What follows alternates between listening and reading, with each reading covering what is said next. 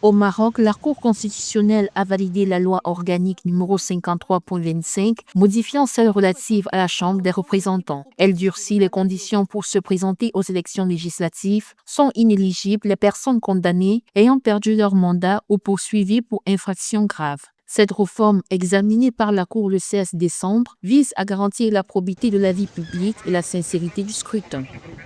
Et c'est une façon aussi de montrer que le Maroc évolue, touche par touche. Il essaie d'entrer dans ce cercle vertueux de la transparence et de la clarté. Et je pense qu'il y a cette volonté d'aller vers un pays émergent, un pays qui entre dans le développement et qui montre aussi sa capacité à se moderniser.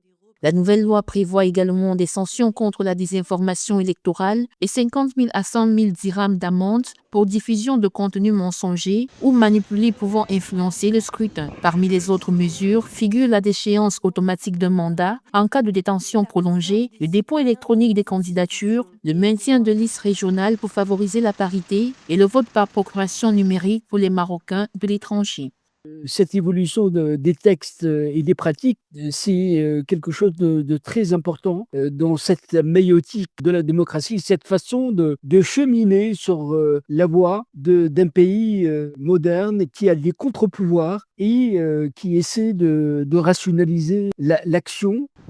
Cette validation intervient avant les élections législatives prévues en septembre 2026, renforçant la transparence et la confiance dans la représentation nationale. Les autorités marocaines présentent cette réforme comme une étape majeure dans la moralisation de la vie politique et la lutte contre la corruption.